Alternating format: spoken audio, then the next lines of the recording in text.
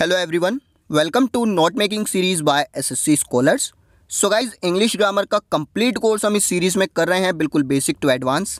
And आज का हमारा टॉपिक है सब्जेक्ट वर्ब एग्रीमेंट। जैसा कि नाम से पता चल रहा है, इस चैप्टर के अंदर हमें सिर्फ एक काम करना है, सब्जेक्ट और वर्ब के बीच एग्रीमेंट कराना है, समझौता कराना है। और ये समझौता होगा कैसे?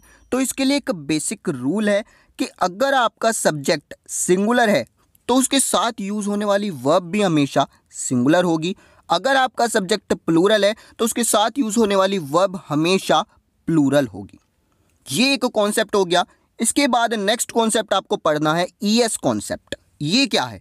तो कोई भी नाउन अपने बेस फॉर्म में, अपने मूल रूप में, याद रखिए, हमेशा सिंगुलर होती है। कोई भी नाउन, किसी का भी नाम ले लीजिए, कोई भी चीज़, जैसे मैंने कहा क्लास, तो क्लास अपने आप में एक वचन है, यानी सिंगुलर है। और अगर मैं इसमें एस या ईएस ऐड कर दूं तो ये नाउन प्लूरल बन जाएगी। जैसे क्लास में अगर ईएस लगा दिया तो ये बन गया क्लासेस। सेम उसी तरीके से बॉय में एस लगा दो, बॉयज़ हो गया, प्लूरल बन गया। गर्ल में एस लगा दो, गर्ल्स हो गया, प्लूरल बन गया। कार में एस लगा दो, कार्स हो गया, प्लूरल बन गया। तो नाउन के अंदर अगर आप एस या ईएस ऐड कर देते हो तो वो प्लूरल बन जाता है। लेकिन अगर बात की जाए वर्ब की, तो वर्ब अपने बेस फॉर्म में हमेशा प्लूरल होती है। जैसे मैंने कहा राइट, तो राइट का मतलब लिखना, एक काम है, एक्शन है, वर्ब है, और अपने बेस फॉर्म में है तो ये प्लूरल वर्ब है। अगर मैं इसमें एस या ईएस ऐड कर देता हूं तो ये वर्ब सिंगुलर बन जाएगी। जैसे राइट का क्या बन जाएगा? राइट्स बन जाएगा। प्ले का क्या बन जाएगा? प्लेज बन जाएगा। तो याद रखिए, कोई भी नाउन अगर आपको दी गई है, एस या ईएस लगाकर उसे प्लूरल बना सकते हो। वर्ब में एस या ईएस अगर लगाया तो वो सिंगुलर बन जाएगा। ये दो कॉन्सेप्ट याद कर लीजिए, इसी पर बेस्ड है कंप्लीट चैप्टर। ये हो गया बेसिक्स। अब ये जो हमारा कॉन्सेप्ट है सिंगुलर प्लूरल वाला, इस पर हम कुछ एग्जाम्पल्स देख लेते हैं। जैसे number 1 is Shaurya is watching his favourite movie. तो भाई आप जानते हो एग्रीमेंट किसके बीच कराना है? सब्जेक्ट और वर्ब के बीच। तो सबसे पहले देखो इस सेंटेंस में सब्जेक्ट क्या है और वर्ब क्या है। आप जानते हो सब्जेक्ट क्या होता है? सेंटेंस में जिसके बारे में बात की जा रही है, या सेंटेंस में जो व्यक्ति काम कर रहा है, जो डूअर है, वो होता है सब्जेक्ट। तो यहाँ पर फर्स्ट एग्जाम्पल में कौन काम कर रहा है, किसकी बात हो रही है, किसके बारे में? तो शौर्य के बारे में बात हो रही है। तो ये हो गया मेरा सब्जेक्ट, शौर्य मेरा सब्जेक्ट हो गया। और अगर मैं बात करूं कैसा सब्जेक्ट हो गया, सिंगुलर है या प्लूरल है? तो शौर्य एक पर्सन है, एक वचन है, यानी सिंगुलर सब्जेक्ट। मुझे पता चल गया भाई सब्जेक्ट सिंगुलर है तो आने वाली वर्ब भी सिंगुलर होगी। तो पहले ये देख लो वर्ब है क्या इस सेंटेंस में। वर्ब होती है दो तरीके की, मेन वर्ब और ऑक्सिलरी वर्ब, जिसको आप हेल्पिंग वर्ब भी बोलते हैं। मेन वर्ब यानी जो असल में काम हो रहा है, जो मेन एक्शन हो रहा है सेंटेंस में, उसको बोलते हैं मेन वर्ब। तो यहाँ पर काम क्या हो रहा है, मेन एक्शन क्या हो रहा है? यहाँ पर काम हो रहा है वॉचिंग का, देखने का। वॉचिंग हो गई मेरी मेन वर्ब। इसके अलावा यहाँ पर आया है इज। इज क्या कर रहा है? ये मेन वर्ब को सपोर्ट कर रहा है, हेल्प कर रहा है, इसीलिए इसको बोलते हैं हेल्पिंग वर्ब। तो यहाँ पर आप देखिए भाई सब्जेक्ट सिंगुलर है तो हेल्पिंग वर्ब भी कैसी आएगी? सिंगुलर आएगी। इसीलिए मैंने यहाँ पर इज का यूज किया है। Shaurya is watching his favourite movie, यानी ये सब्जेक्ट वर्ब एग्रीमेंट को फॉलो कर रहा है। सेंटेंस बिल्कुल करेक्ट है। Next example, they go to London every winter. किसके बारे में बात हो रही है? दे के बारे में। तो ये हो गया मेरा सब्जेक्ट। और एक कैसा सब्जेक्ट है? तो ये प्लूरल सब्जेक्ट है, बहुवचन सब्जेक्ट है मेरा। तो वर्ब भी कैसी आएगी? प्लूरल आएगी। इसीलिए मैंने यहाँ पर गो का यूज किया है, वर्ब की बेस फॉर्म का यूज किया। और मैंने बताया भाई वर्ब अपने मूल रूप में, अपने बेस फॉर्म में हमेशा प्लूरल होती है, यानी ये सेंटेंस भी सब्जेक्ट वर्ब एग्रीमेंट को फॉलो कर रहा है। Then number 3 is Jack reads a book every Sunday at coffee bar. यहाँ पर देखो किसके बारे में बात की जा रही है? जैक के बारे में बात की जा रही है, यानी ये है मेरा सब्जेक्ट। और जैक एक पर्सन है, एक वचन है, यानी सब्जेक्ट कैसा हो गया? सिंगुलर। तो वर्ब भी सिंगुलर आएगी। अब हेल्पिंग वर्ब इस सेंटेंस में है नहीं, डायरेक्ट मेन वर्ब दे रखी है रीड्स। तो भाई मेन वर्ब अपने बेस फॉर्म में प्लूरल होती है, मुझे चाहिए सिंगुलर। तो मैंने क्या किया? रीड में एस लगा दिया। जो कॉन्सेप्ट अभी आपको बता कर आ रहा हूँ कि भाई कोई भी वर्ब है बेस फॉर्म में प्लूरल होती है, एस या ईएस अगर आप लगा दोगे तब वो सिंगुलर हो जाएगी। तो यानी ये भी सेंटेंस सब्जेक्ट वर्ब एग्रीमेंट को फॉलो कर रहा है। Then number 4 is war does not bring anything good to the common people. किसके बारे में बात हो रही है? वॉर के बारे में। ये सब्जेक्ट है और कैसा सब्जेक्ट है? सिंगुलर, इसीलिए मैंने इसके साथ डज का यूज किया। अगर सब्जेक्ट प्लूरल होता तो डू का यूज कर लेता। क्लियर? इतना समझ आया? यही था बेसिक्स। बेस जो आपका होता है वो यही है। इसके अलावा अब आएंगे रूल्स, तो बिल्कुल ध्यान से नोट करने लग जाइए तरीके से। रूल नंबर 1 क्या कहता है? भाई आई एक सिंगुलर सब्जेक्ट माना जाता है, लेकिन इसके साथ एम और वॉज के अलावा बाकी जितनी भी वर्ब्स आएंगी वो सभी प्लूरल फॉर्म में आएंगी। यानी आई के साथ आप जानते हो एम का यूज होता है, जैसे I am a good boy, I am a good girl, इस तरीके से। आई के साथ वॉज का भी यूज हो जाता है, I was a teacher, I was a student. Clear? Am का यूज हो जाएगा, वॉज का यूज हो जाएगा, लेकिन इसके अलावा अगर आप कोई भी वर्ब इसके साथ यूज करेंगे तो वो हमेशा प्लूरल फॉर्म में होगी। जैसे I go to the store on Fridays. आपने देखा आई यहाँ पर सब्जेक्ट है, असल में सिंगुलर सब्जेक्ट होता है, लेकिन आपने देखा ना तो एम आ रहा है ना वॉज आ रहा है, तो इसके अलावा कोई भी वर्ब आ जाए प्लूरल ही आएगी, इसलिए मैंने गो का यूज किया। यानी वर्ब की बेस फॉर्म का यूज किया, और बेस फॉर्म में वर्ब होती है प्लूरल, यानी आई को मैंने प्लूरल की तरह ट्रीट किया। सेंटेंस सही हो गया। Next, I don't know why he is so secretive. Secretive का मतलब क्या होता है? भाई सीक्रेट से मिलकर बना है, तो कोई ऐसा पर्सन जो बहुत ही ज़्यादा सीक्रेट्स रखता है, अपनी बातों को गुप्त रखता है, छुपा कर रखता है, आप उसको शाय भी बोल सकते हो। तो भाई मैं नहीं जानता कि वो इतना शाय क्यों है, इतने सीक्रेट्स छुपा कर क्यों रखता है। हमें क्या करना है भाई? सब्जेक्ट और वर्ब पर फोकस करना है। सब्जेक्ट क्या है? आई। अब आई के साथ एम और वॉज तो मुझे मिला नहीं, तो इसके अलावा कोई भी वर्ब यूज़ करनी हो, कोई भी हेल्पिंग वर्ब यूज़ करनी हो, प्लूरल होगी, इसीलिए मैंने डू का यूज़ किया। अदरवाइज अगर सिंगुलर बनाना होता तो मैं डज का यूज़ करता। Clear? Number 3, you are the most beautiful woman I have ever seen. तो भाई यहाँ पर आपने देखा आई के साथ मैंने क्या यूज़ किया? हैव यूज़ किया, जो खुद में प्लूरल है। इसके अलावा नंबर 4 क्या है? I was were thinking about buying a new car. अब यहाँ पर बताइए वॉज आएगा या वर आएगा? तो भाई मैंने कहा आई के साथ एम आ सकता है, आई के साथ वॉज आ सकता है, इसके अलावा जो वर्ब आएंगी वो प्लूरल होंगी, लेकिन यहाँ तो वॉज ही आएगा ना, क्योंकि मुझे वॉज ऑप्शन में मिल रहा है। तो I was thinking about buying a new car. अब यहाँ पर रूल समझाना क्या चाहता है? रूल ये समझाना चाहता है कि अगर आपको ऑप्शन में एम या फिर वॉज मिल जाए तो आई सिंगुलर की तरह ट्रीट किया जाएगा, क्योंकि भाई वॉज क्या होती है? आपकी सिंगुलर हेल्पिंग वर्ब होती है, उसी तरीके से एम भी सिंगुलर का काम करती है। लेकिन अगर इसके अलावा कोई और वर्ब आए तो आई बन जाएगा प्लूरल। अब ये जो मैंने वर्ड्स अलग कलर से लिखे हुए हैं ये इस तरीके से, तो आप भी इनको अलग कलर से लिखें, या फिर आप क्या कर लें, इनको अंडरलाइन कर लें, क्योंकि ये आपको आगे जाकर हेल्प करेंगे। फॉर लॉन्ग टाइम आपको ये हेल्प करने वाले हैं। ये कुछ शॉर्टकट्स हैं रूल को समझने के लिए। जैसे रूल नंबर 2 क्या बोलता है? भाई इंग्लिश में कुछ नाउन्स ऐसे हैं जो दिखने में तो प्लूरल हैं, लेकिन इनका यूज़ हमेशा सिंगुलर फॉर्म में होता है, इसीलिए इनके साथ सिंगुलर वर्ब का यूज़ किया जाता है। तो आप देखिए जो ब्लू कलर में लिखा हुआ है, अगर आप सिर्फ इतने को पढ़ें तो रूल आपको समझ आ जाएगा। कैसे? देखने में तो प्लूरल, यूज़ हमेशा सिंगुलर, तो वर्ब कैसी आएगी? सिंगुलर आएगी। इसीलिए बोल रहा हूँ जो मैंने अलग कलर से लिखा हुआ है, वर्ड्स जो अलग कलर में हैं, इनको या तो अलग कलर से लिख लो या फिर अंडरलाइन कर लो। आगे जाओगे तो रिवीजन में काफ़ी ज़्यादा हेल्प मिल जाएगी।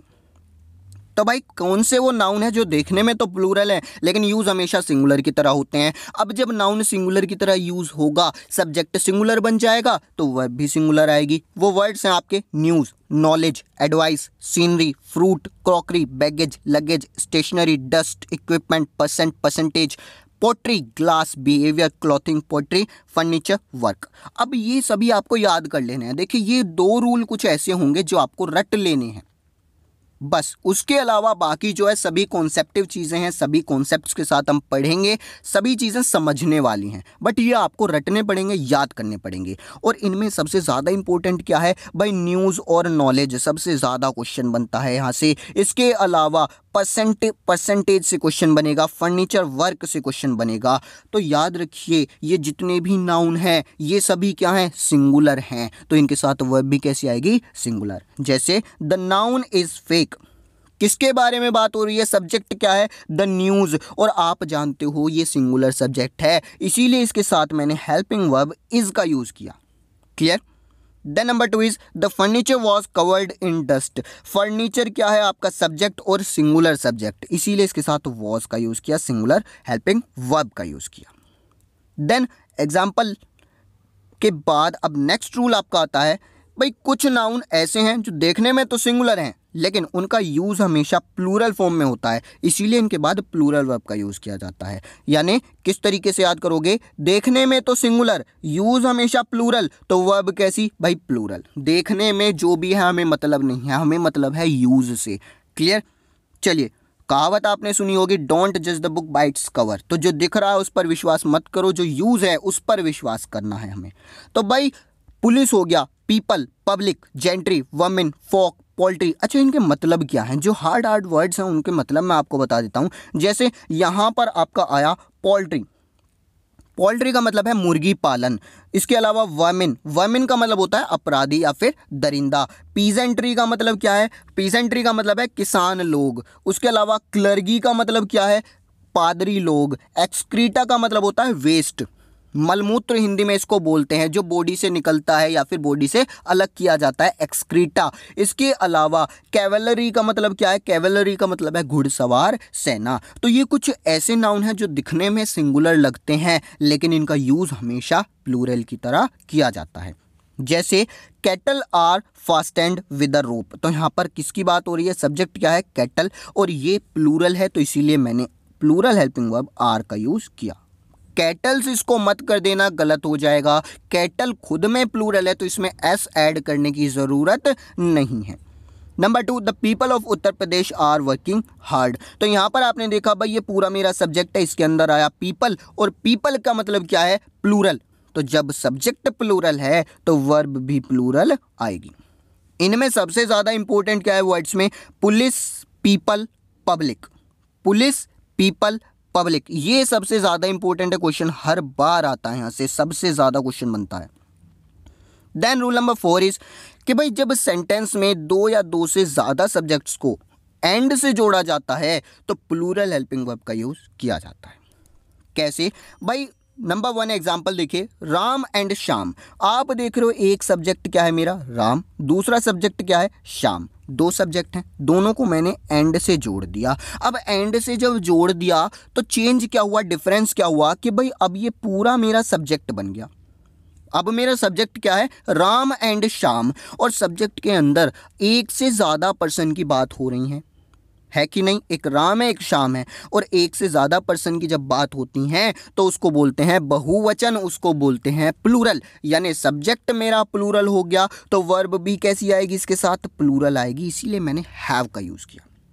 सेम उसी तरीके से मोनिका एंड लीना, एक सब्जेक्ट मोनिका है दूसरा सब्जेक्ट लीना है, जब मैंने एंड से जोड़ दिया तो अब मेरा सब्जेक्ट ये पूरा क्या हो गया, मोनिका एंड लीना, जो कि बहुवचन है, प्लूरल है, इसीलिए हेल्पिंग वर्ब भी प्लूरल आएगी, मेन वर्ब भी प्लूरल आएगी। सॉल्ट एंड फ्लोर, नमक और आटा, तो यहाँ पर एक सब्जेक्ट सॉल्ट दूसरा फ्लोर एंड से जोड़ा तो क्या हो गया, सब्जेक्ट प्लूरल बन गया, इसीलिए प्लूरल हेल्पिंग वर्ब आर का यूज़ किया गया है। क्लियर। इसके अलावा नेक्स्ट आता है रूल नंबर 5 कि भाई जब भी किसी सेंटेंस में 2 सब्जेक्ट्स को एंड से जोड़ा जाए, ये रूल नंबर 4, 5, 6, 7 ये सभी आपस में इंटरकनेक्टेड है, थोड़ा थोड़ा चेंज इनमें रहने वाला है। तो अगर सेंटेंस में 2 सब्जेक्ट्स को एंड से जोड़ा जाए और सिर्फ फर्स्ट सब्जेक्ट से पहले आर्टिकल का यूज किया गया हो तो वह सब्जेक्ट एक ही व्यक्ति या वस्तु का बोध करवाता है और वाक्य में हमेशा सिंगुलर वर्ब यूज की जाएगी। कहना क्या चाह रहा है भाई, आप देखिए हो क्या रहा है, यहाँ पर 2 सब्जेक्ट है मेरे पास, एक है डायरेक्टर दूसरा है प्रोड्यूसर, दोनों को एंड से जोड़ा। क्लियर। जैसे रूल नंबर 4 में हो रहा था, अभी तक सब चीज़ें वैसे ही हैं जैसे रूल नंबर 4 में हो रही थी। 2 मेरे पास सब्जेक्ट हैं, डायरेक्टर और प्रोड्यूसर, एंड से दोनों को जोड़ दिया। लेकिन यहाँ पर एक्स्ट्रा चीज़ क्या है कि सिर्फ फर्स्ट सब्जेक्ट से पहले सिर्फ फर्स्ट सब्जेक्ट से पहले आर्टिकल है। अब आर्टिकल का मतलब क्या है, इसका महत्व क्या है? तो भाई जितने आर्टिकल उतने पर्सन, जितने आर्टिकल उतने पर्सन। आप देखो इस सेंटेंस में कितने आर्टिकल दे रखे हैं, तो सिर्फ एक आर्टिकल दे रखा है डायरेक्टर को। तो इससे मतलब क्या निकलता है कि भाई पूरे सेंटेंस में जो बात की गई है वो एक ही पर्सन की बात की गई है। जैसा मैंने कहा जितने आर्टिकल उतने पर्सन, ये नोट बनाकर लिख लीजिए, जितने आर्टिकल उतने पर्सन। तो एक आर्टिकल लगा है यानी जो डायरेक्टर है वही प्रोड्यूसर है, ये दोनों एक ही व्यक्ति हैं। अब जब सब्जेक्ट के अंदर एक ही व्यक्ति की बात की जा रही है तो एक वचन हो गया, यानी सब्जेक्ट मेरा सिंगुलर हो गया, तो आने वाली वर्ब भी कैसी यूज होगी, सिंगुलर होगी। दैट्स वाई मैंने यहाँ पर हैज का यूज किया है। Next example, the chief minister and president of the party is going to Mumbai. आपने देखा भाई दो सब्जेक्ट हैं, चीफ मिनिस्टर और दूसरा प्रेसिडेंट, एंड से जोड़ा। अब देखो आर्टिकल कितने हैं, तो आर्टिकल सिर्फ एक है, और मैंने कहा जितने आर्टिकल उतने पर्सन। एक आर्टिकल है यानी एक पर्सन। अब जब एक है यानी सिंगुलर है तो वर्ब भी कैसी आएगी, सिंगुलर आएगी, इसीलिए मैंने इज का यूज किया है। Clear? Then rule number 6 is, यदि कोई भी दो सब्जेक्ट्स एंड से जुड़े हों तथा दोनों से पहले आर्टिकल का यूज हुआ हो तो वे अलग अलग व्यक्तियों या वस्तुओं का बोध करवाते हैं, तथा सेंटेंस में हमेशा प्लूरल वर्ब का यूज किया जाता है। कैसे भाई? सेम एग्जाम्पल है, बस आर्टिकल बढ़ा दूंगा। एक सब्जेक्ट है आपका डायरेक्टर, दूसरा सब्जेक्ट है आपका प्रोड्यूसर, दोनों को एंड से जोड़ा और मैंने कहा जितने आर्टिकल उतने पर्सन। तो एक आर्टिकल ये लगा डायरेक्टर के लिए, एक आर्टिकल लगा प्रोड्यूसर के लिए, यानी अब मेरे सब्जेक्ट के अंदर दो पर्सन हैं, एक डायरेक्टर है एक प्रोड्यूसर है, और एक से ज़्यादा हो गए यानी बहुवचन हो गया, प्लूरल हो गया। सब्जेक्ट प्लूरल है तो वर्ब भी कैसी आएगी, प्लूरल आएगी। दैट्स वाई मैं यहाँ पर हैव का यूज़ कर रहा हूँ। बिल्कुल बेसिक टू एडवांस सीरीज आपके लिए लेकर आया हूं। एक एक कॉन्सेप्ट, एक एक चीज क्लियर होगी, एक भी रूल नहीं बचेगा इसके अलावा। Clear? Rule example number 2 is, the chief minister and the president of the party is going to Mumbai. आपने देखा भाई एक सब्जेक्ट चीफ मिनिस्टर, दूसरा प्रेसिडेंट, एंड से दोनों को जोड़ा और दो आर्टिकल आए हैं यानी दो पर्सन हैं। अब जब दो पर्सन है यानी प्लूरल, तो यहाँ पर आप क्या यूज करेंगे भाई, आर का यूज करेंगे। यहाँ पर इज क्या हो गया, गलत हो गया, इज यहाँ पर नहीं आएगा। क्लियर? यानी ये सेंटेंस हो गया गलत। क्लियर? क्या आएगा, the chief minister and the president of the party are going to Mumbai.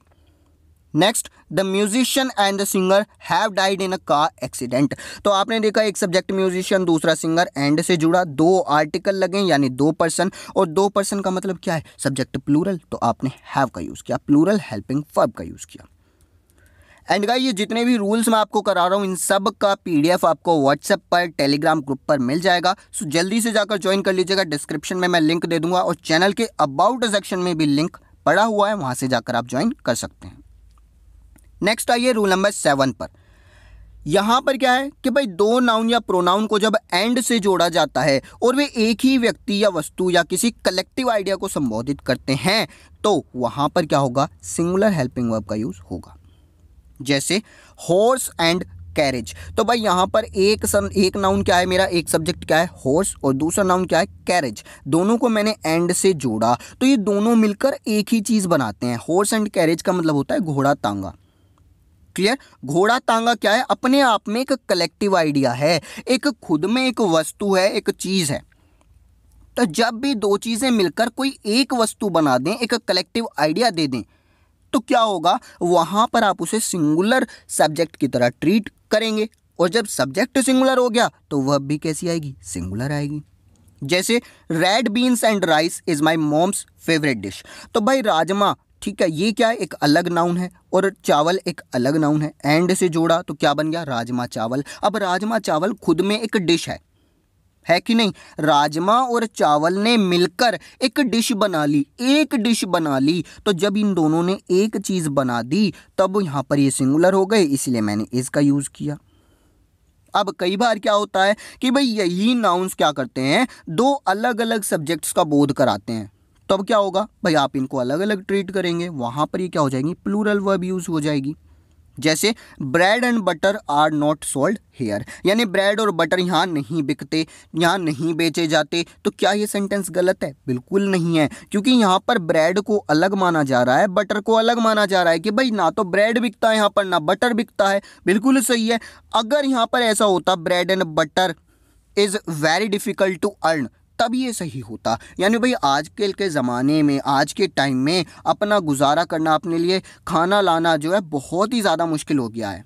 तब ये यहाँ पर क्या होता, ब्रेड और बटर मिलकर, यानी ये आपकी मील को शो करते, यानी अपने लिए भोजन इकट्ठा करना कितना मुश्किल है, तब ये शो करते। तो यहाँ पर रटने वाली चीज़ नहीं है।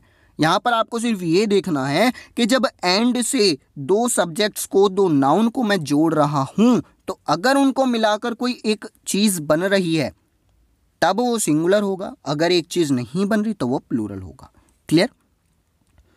इसके बाद नेक्स्ट रूल नंबर 8 इज, यदि नाउन के रूप में कोई इन्फिनेटिव, जिरंड, फ्रेज का यूज़ किया जाए तो उसे सिंगुलर सब्जेक्ट की तरह यूज़ किया जाएगा, और जब सब्जेक्ट सिंगुलर है तो वर्ब भी कैसी आएगी? सिंगुलर आएगी। क्लियर? अब नाउन के रूप में कैसे? तो भाई नाउन के रूप में कोई भी आपका सब्जेक्ट होता है तो वो क्या होता है, या तो नाउन होती है या तो प्रोनाउन होती है। तो नाउन के रूप में अगर इन्फिनेटिव, जिरंड या फ्रेज आ जाए का मतलब है कि अगर आपका सब्जेक्ट कोई इन्फिनेटिव है, कोई जिरंड है या फिर कोई फ्रेज है, तो आप उसे सिंगुलर सब्जेक्ट की तरह ट्रीट करेंगे। जैसे to tell the truth is always right. आपने देखा भाई टू प्लस वर्ब की फर्स्ट फॉर्म आई है, यानी ये क्या है, टू प्लस वर्ब की फर्स्ट फॉर्म क्या होती है? इन्फिनेटिव, और सब्जेक्ट के रूप में इस्तेमाल हुई है, यानी नाउन होगा। क्लियर? तो यहाँ पर जब सब्जेक्ट के रूप में, जब नाउन के रूप में इन्फिनेटिव आ गया तो आप इसको सिंगुलर सब्जेक्ट की तरह ट्रीट करेंगे, और जब सब्जेक्ट सिंगुलर तो वर्ब भी कैसी आएगी? सिंगुलर आएगी। To tell the truth is always right. Next, walking is good for health. यहाँ पर आपने देखा भाई वर्ब की first form plus ING. Verb की आईएनजी फॉर्म को क्या बोलते हैं? जिरंड बोलते हैं, जब नाउन की तरह काम करे। तो भाई जिरंड आ गया, तब आप पता है आपको कि भाई जिरंड को भी कैसे ट्रीट करोगे? सिंगुलर की तरह। आपने सुना होगा smoking is injurious to health. Is आता है वहाँ पर, क्यों? क्योंकि स्मोकिंग क्या है? जिरंड है, और नाउन की तरह इस्तेमाल हो रहा है, सब्जेक्ट की तरह इस्तेमाल हो रहा है, सिंगुलर सब्जेक्ट, तो वर्ब भी कैसी? Singular. Smoking is injurious to health. चलिए, आप बोलते हैं स्विमिंग इज माय हॉबी, तो स्विमिंग क्या है? जिरंड है, इसीलिए उसके साथ में इज का यूज कर रहे हो। तो कोई भी जिरंड, इन्फिनेटिव या फ्रेज अगर आपके नाउन की तरह, आपके सब्जेक्ट की तरह यूज किया जाता है तो वो सिंगुलर के रूप में होगा, और उसके साथ वर्ब भी सिंगुलर आएगी। Then number 3 is what to read is a serious problem. ये सबसे ज़्यादा इंपॉर्टेंट है भाई। एक फ्रेज में आपको बता देता हूँ कि कोई भी क्वेश्चन वर्ड आए, उसके बाद में टू प्लस वर्ब की फर्स्ट फॉर्म आए, तो वहाँ भी आप उसको सिंगुलर की तरह ट्रीट करेंगे। जैसे यहाँ पर क्वेश्चन वर्ड व्हाट आया, उसके बाद टू प्लस वर्ब की first form what to read, तो इस फ्रेज को आप सिंगुलर सब्जेक्ट की तरह ट्रीट करेंगे, और इसके साथ में हेल्पिंग वर्ब भी सिंगुलर यूज़ करेंगे, जैसे यहाँ पर की है। Clear? Then rule number 9 is means. एक वर्ड है मीन्स, इससे रिलेटेड रूल आपको पढ़ना है। अब मीन्स के दो मतलब होते हैं। मीन्स का पहला मतलब क्या होता है भाई, आप इसको मेथड के सेंस में यूज़ कर सकते हैं। मेथड यानी कि भाई किसी भी चीज़ का साधन, कोई भी काम आप कर रहे हैं, जैसे आप स्टडी कर रहे हैं तो किस मेथड से? ऑनलाइन स्टडी कर रहे हैं, तो ये आपका साधन है। तो मीन्स का यूज़ आप मेथड के सेंस में कर सकते हैं। कई बार इसका मतलब क्या होता है? साधन, और कई बार इसका मतलब क्या होता है? इकोनॉमिक रिसोर्सेज के सेंस में चला जाता है। यानी आपका जो इनकम है उसके सोर्स ऑफ इनकम, आय जो है आपके कमाई के जो साधन हैं, उसको भी क्या बोलते हैं? मीन्स बोलते हैं। तो अगर ये मेथड के सेंस में यूज़ किया जा रहा है, अगर ये मेथड के सेंस में यूज़ किया जा रहा है, तो वहाँ पर आवश्यकता अनुसार आप सिंगुलर या प्लूरल वर्ब यूज़ कर सकते हैं। ये जो स्टार लगा है टर्म्स एंड कंडीशन वाला, इसका मतलब क्या है? आवश्यकता के अनुसार। यानी अगर सिंगुलर वर्ब की ज़रूरत है तो सिंगुलर लगाओ, अगर प्लूरल वर्ब की ज़रूरत है तो प्लूरल लगाओ। लेकिन अगर मैं मीन्स का यूज़ ऐसे करता हूँ ये दिखाने के लिए, इकोनॉमिक रिसोर्सेज के सेंस में या अपने आय और कमाई के साधन के सेंस में, तो हमेशा प्लूरल वर्ब का यूज़ किया जाएगा। एग्जाम्पल देखिएगा, क्लियर हो जाएगा। मैंने कहा unfair means were used on a large scale. Unfair means का मतलब क्या है? अनफेयर मीन्स का मतलब है कि भाई जो आपके, फेयर का मतलब जो सही तरीके हैं, ठीक है, मीन्स यानी तरीके, जो साधन हैं, और अनफेयर मीन्स यानी कि जो गैर कानूनी तरीके हैं, जो गैर कानूनी साधन हैं। ठीक है, तो वो आजकल क्या है, बहुत ही लार्ज स्केल पर, बड़े स्केल पर यूज़ किए जा रहे हैं। तो यहाँ पर ये जो मीन्स यूज़ हुआ, इसका मतलब क्या निकल रहा है, किस सेंस में यूज़ हुआ, मीन्स यानी मेथड। ठीक है जी, आपको क्या करना है भाई, कोई भी काम करवाना है सरकारी आदमी से, तो आप क्या करते हैं, उसको रिश्वत देते हैं, ठीक है, घूस देते हैं। तो ये क्या है, ये अनफेयर मीन है। ये क्या है, अनफेयर मीन है, एक मेथड जो गलत मेथड है वो आप यूज़ कर रहे हैं। तो मेथड के सेंस में यूज़ हुआ, तो भाई यहाँ पर आप क्या करोगे, सिंगुलर या प्लूरल दोनों यूज़ कर सकते हो, सिंगुलर या प्लूरल दोनों यूज कर सकते हो। तो आपने क्या किया, यहाँ पर वर्ब का यूज किया, प्लूरल हेल्पिंग वर्ब का यूज किया, क्योंकि क्या आया यहाँ पर, अनफेयर मीन्स यानी गैर कानूनी तरीके। ठीक है, तो ये प्लूरल है, तो इसीलिए वर्ब भी कैसी आ गई, प्लूरल आ गई। उसके अलावा next, a fair means doesn't always bring the success. अब यहाँ पर आया a fair means, fair means का मतलब सही तरीका। एक सही तरीका हमेशा उपलब्धि नहीं लाता, हमेशा सक्सेस नहीं प्रदान करता। तो आपने देखा आ फेयर मीन्स यानी एक जो आपका सही तरीका है, तो आ फेयर मीन्स ए आ गया यानी सिंगुलर बना रहा है। तो अब ये क्या हो गया, मीन्स का मतलब अभी भी क्या है, मेथड के सेंस में। ठीक है, यानी एक सही तरीका, एक कानूनी तरीका हमेशा सक्सेस नहीं लाता। ठीक है, तो यहाँ पर अभी भी मेथड के सेंस में है, लेकिन अब ये क्या है, सिंगुलर, क्योंकि आ फेयर मीन्स, समझ आ रहा है, ये सिंगुलर हो गया, इसीलिए आप यहाँ पर डज का यूज कर रहे हैं। तो ये दोनों जो आपके सेंटेंस हैं, यहाँ पर मीन्स का मतलब क्या है, किस सेंस में यूज़ हुआ है, मेथड के सेंस में यूज़ हुए हैं, साधन के सेंस में यूज़ हुए हैं। लेकिन ऊपर वाले में मीन्स प्लूरल की तरह काम कर रहा है और नीचे वाले में सिंगुलर की तरह काम कर रहा है, इसलिए ऊपर वाले में प्लूरल हेल्पिंग वर्ब और नीचे वाले में singular. The number 3 is, I want to present you with a chartered plane but my means are scanty.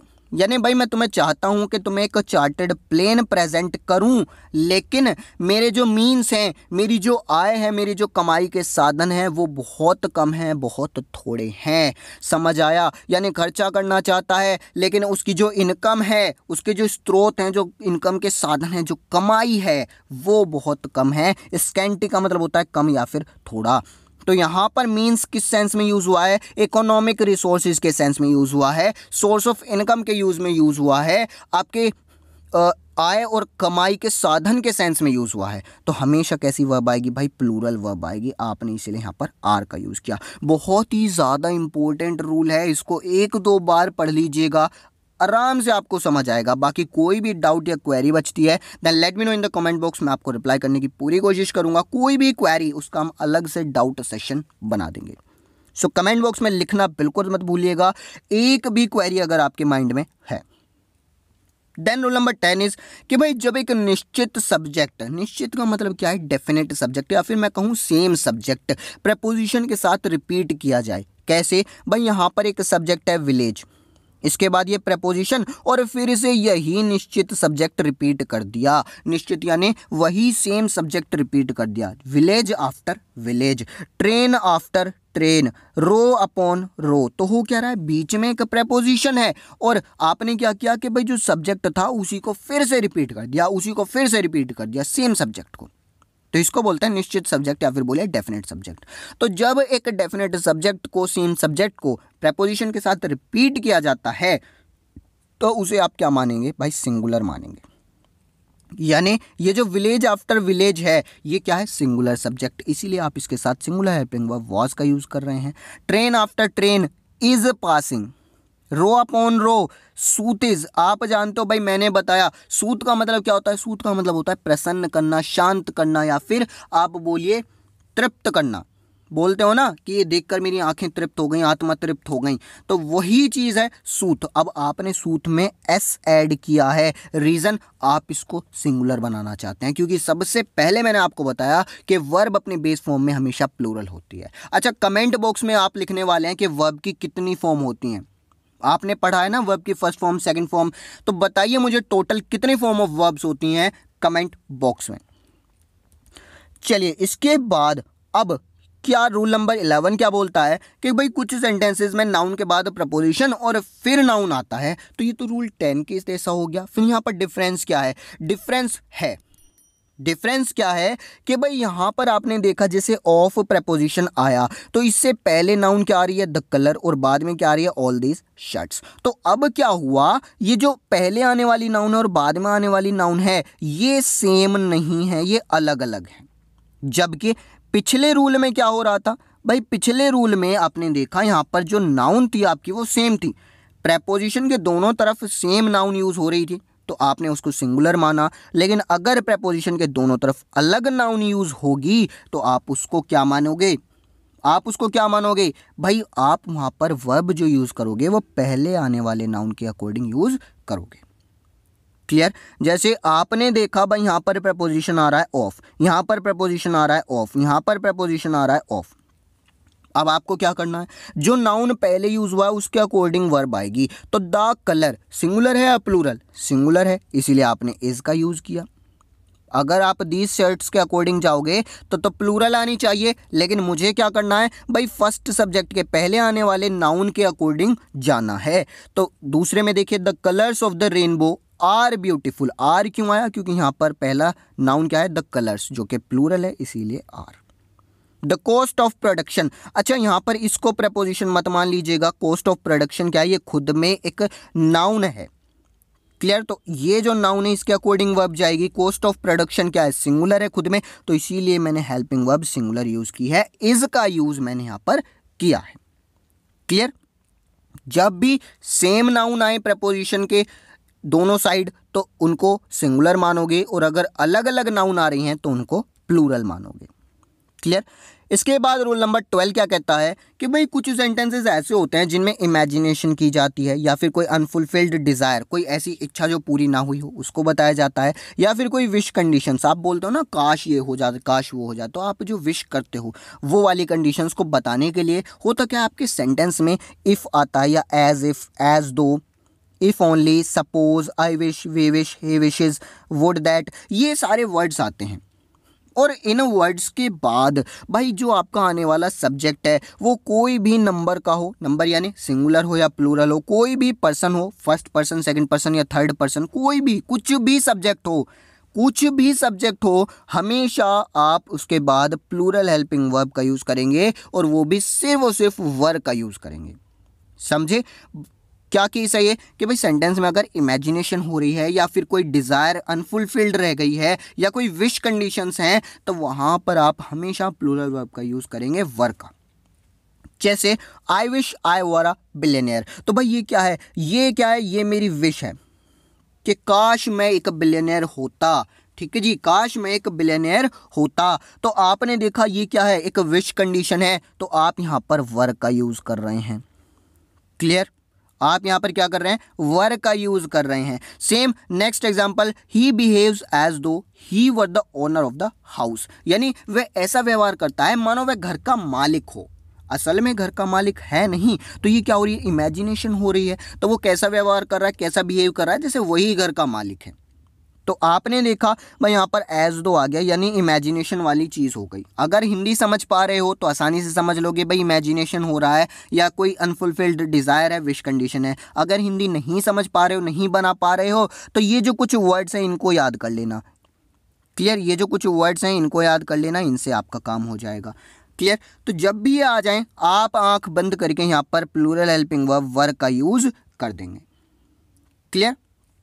चलिए जी, इसके बाद अगर बात की जाए जो बचे हुए रूल्स हैं उनको हम नेक्स्ट क्लास में करेंगे। अब ये एक्सरसाइज आपके लिए है, सभी के आंसर्स डिस्क्रिप्शन में है, आप इनका आंसर बताने वाले हैं मुझे कमेंट बॉक्स में, उसके बाद जाकर डिस्क्रिप्शन बॉक्स में चेक कर लीजिएगा। So that's all for today.